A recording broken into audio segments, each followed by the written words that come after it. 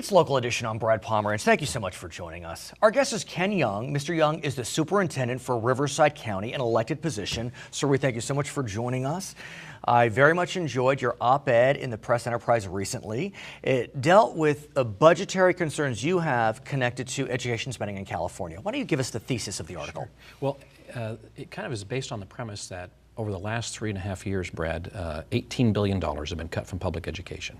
$18 billion in 3 years. With a capital B. It's a huge number during a time when our student population is not decreasing but increasing. Our students continue to grow in numbers. So given that, the state still does not have enough money to pay schools what they're constitutionally entitled to.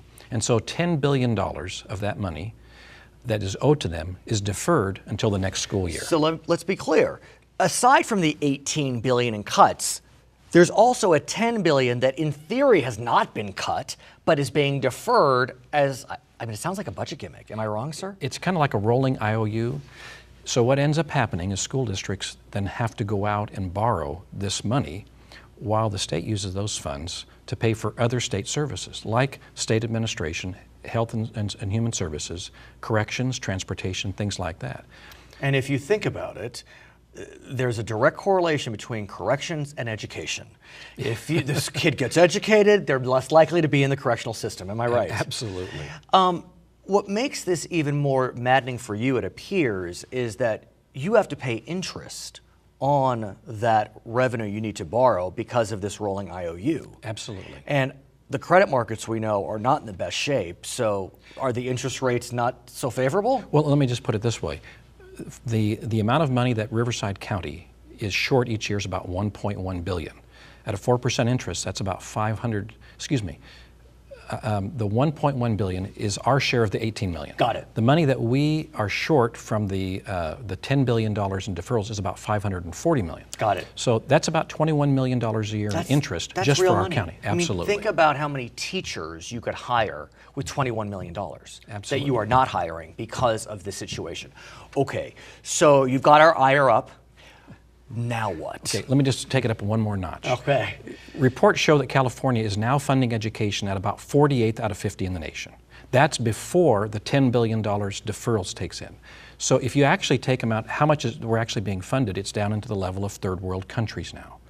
And so I think really we have to ask the question, a public policy question, do we want education to have $10 billion of their money that they're entitled to constitutionally after the cuts to be used to pay for other state operations, or do we want education to get its fair share of the money? But here's the challenge, and I hear you so loud and clear, sir. We have no money. The state is broke, and there's no will to either extend taxes, create additional revenue streams. Yeah. All I'm asking is this, with the money that the state does have, because it does get revenue. It does. And public education's taken a huge hit out of there.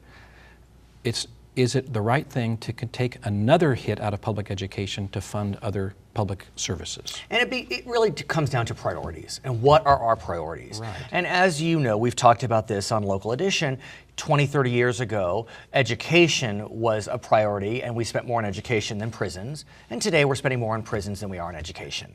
And I mean prison administration, prison development, and so... Well, there was a time when California's public education was funded about in the top 10 in the nation. Right. And now we're way out of there. So public education has always been a cornerstone priority for our nation.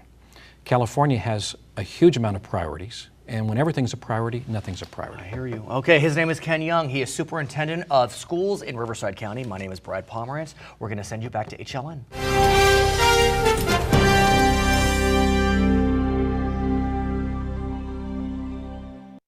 I want to reach out to you, the people of Japan, from the other side of the world. You are in my thoughts, in my prayers, in the thoughts and prayers of people everywhere. As you rebuild your lives after the tragic events of March 11th, know that we are with you. And the international community is ready to help. 오웬しています.